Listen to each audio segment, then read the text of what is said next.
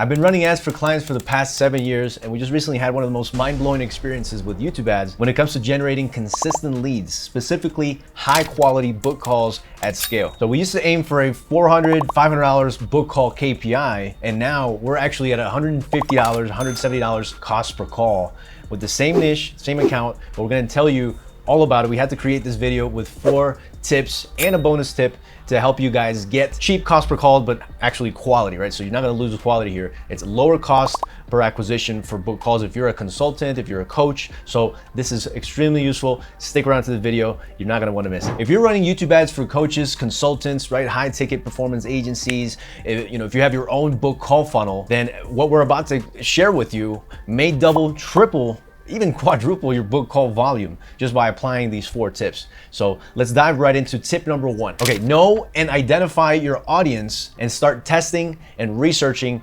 early on. If you want to generate book calls, if your offer is XYZ, then typically you want to go online and come up with a nice audience list or customer avatar and really identify who your target audience is, right? This is marketing 101. This is where you start and identify who is the person that will buy this product or service, who is this person that will book a call and potentially become a customer, right? That's what you need to identify right from the bat. Take time to research your client's interest, their demographic, right? Their pain points. What are they looking for online, right? Who are they going to for solutions to their problems? What is that business guru that they're going to, that they're following? Who's your competitor?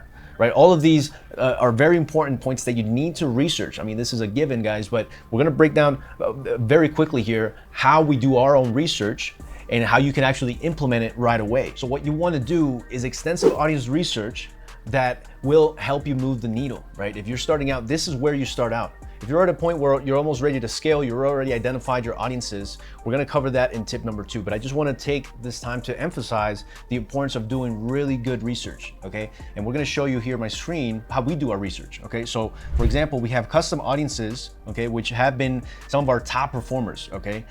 This is for a college consulting agency that we're running ads for. And right here, you can see that this is a mixture of custom affinity audiences based on the URLs. These are also custom intent audiences where they are built with keywords inside of them, okay? And you can see that this is the audience research for that. Obviously, topics is one that we used to do before, but since the contextual targeting option has been removed, we no longer use topics there, okay? Keywords is the same thing. Obviously, we can add remarketing audiences, but just have a sheet like this, okay? Very basic Google Sheet, and you can have the type of audiences that it is, the strategy, right? Remember, for your naming convention and your campaigns, this is crucial, okay?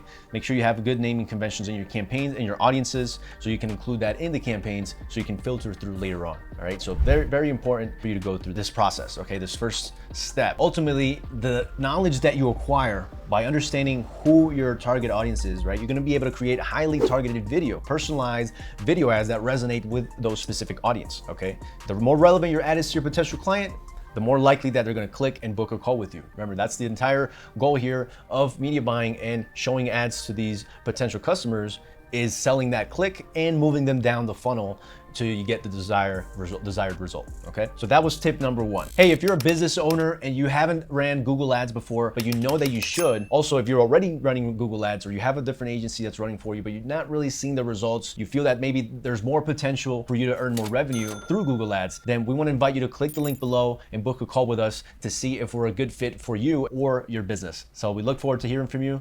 Take care. Okay, so we all know this and we've covered this in various videos. You need a winning script, and a winning script needs a winning ad, right? So you need the visual with the copy, the messaging that you have that's gonna help you persuade in a good way your customer, potential customer, to convert, right? To actually click the link and say, you know what, I do want this, I want more information on it. And then from there, your funnel copy, right? Your landing page copy and your offer in general, that's what's gonna do the selling to move them down the line. So you wanna start with a powerful hook that grabs your user's attention. And remember, the more congruent that your ad is to your audience and your landing page copy, the higher the probability of them turning into a book call, and from a book call to a paying customer. Okay, Okay, now regarding the ad creation process, you want to showcase your unique value proposition. Okay, highlight the benefits that your coaching program provides, or your high ticket, maybe done for you program that you have, your consultant program that you have, consultancy. You want to showcase that, and you want to use good visuals with B-roll to emphasize the pain points, customer testimonials,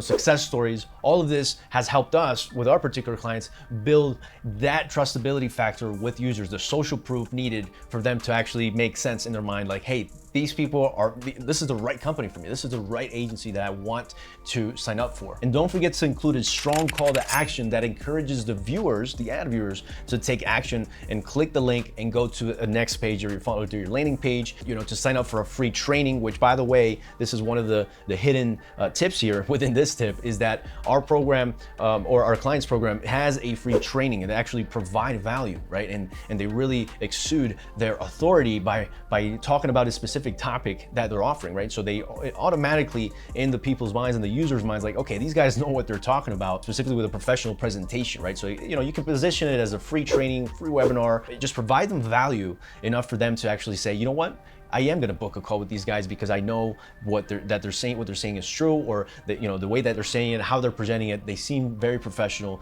But remember, that has to go hand in hand with establishing that credibility with success stories, testimonials. So if you don't have that, definitely reach for that, because that's what's going to help you lower these book call costs, right? Most people that are doing YouTube ads right now and are getting, more than $500 cost per call, $1,000 cost per call, there's likely something that's missing in that particular messaging funnel, landing page formula. And it could be maybe not enough testimonials, right? Not enough success stories. You need more credibility, right? So that's the invitation there. All right, tip number 3 is all about scaling and optimizing your account for scaling, okay? So YouTube offers a robust targeting options. They help you, reach the right audience, but most people use keywords, interests, right? The demographics to narrow down, and they end up losing the opportunity. They end up leaving money on the table by not going broad with their marketing, right? With their media buying. If your campaigns are just running traffic for audiences that are very narrow, specific, sure, there are times where you can make it work. At the beginning, that's what you should do. Start a little narrow. As you start getting results, start hitting KPIs,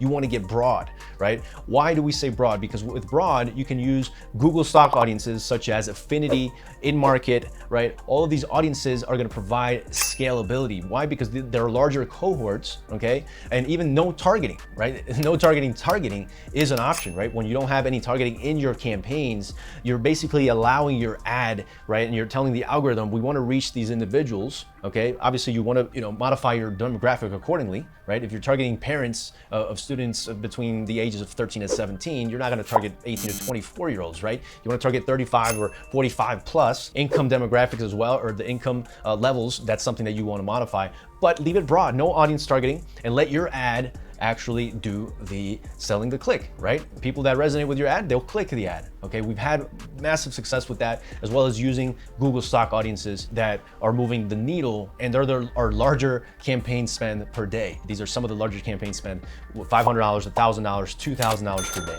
So that is tip number 3. You wanna, obviously, after finding a winning ad, okay, and you wanna test that ad with broader audiences, right? And even no targeting, and seeing if you have that consistency within your campaigns. As long as you have the filtering mechanism within your ads, okay, within your funnel, then you'll have room to scale, okay? And this has been very crucial for us from taking into account over the last, year and a half, close to 2 years now, from just spending $9,000 a week to now spending over $50,000 per week, right? And that is one of the steps to do it. Okay, last but not least, tip number 4 is email nurturing sequences with a book called CTA. So this is one of the hidden gems for getting us lower cost book calls, okay? Book call CPA even lower, again, from $400 to $170 cost per book call.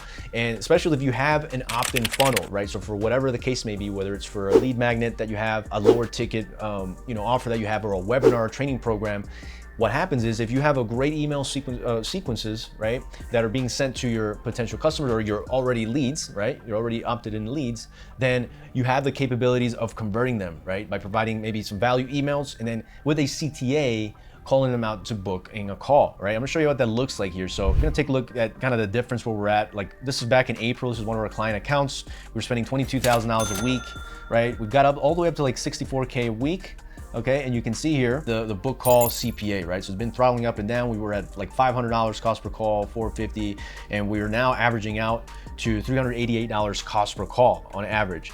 But with late attributions, okay, so you can see we're tracking, you know, the latent attributions for those book calls. You know, when you go back week over week, you can see here that right now we're actually averaging cost per call of $144, right? Just because those email sequences were implemented to our YouTube leads, right? The YouTube generated leads. And that is ultimately one of the best ways that you can lower your costs right now. So if you're not taking advantage of your email marketing campaigns to try and get those lower book calls, you definitely should look into that. Get an email marketing expert that can help, you know, that understands your business and really gets those sequences dialed in. So that has made the true difference for this particular account here. Okay, great. So now we have a bonus tip for you, and it's very straightforward, and it's testing. Okay, testing, tracking, and analyzing your ad results and offer messaging.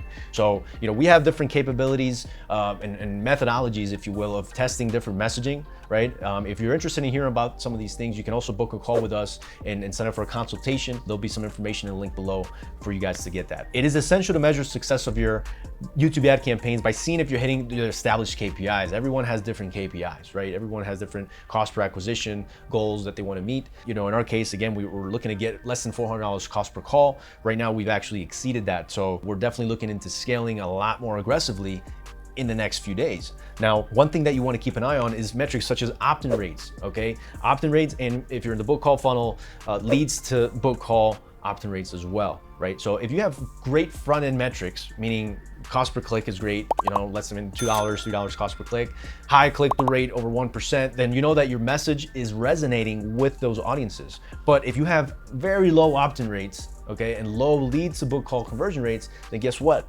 There's some work to do, right? Within your funnel, your messaging. So this is where it's crucial for you to measure this data so you can optimize your ads, right? You optimize your messaging so you can get as congruent as possible, right? Once you get congruency within your ads, your messaging, and your funnel landing page copy, then that's when you're gonna start seeing better results for your book call acquisition cost. So that is very crucial for you to analyze as you're running different campaigns. And those are the tips for you today. We hope you enjoyed the content. Don't forget to like, comment, subscribe, turn on your notifications when we drop some more YouTube ad and video marketing knowledge your way. We'll see you on the next video.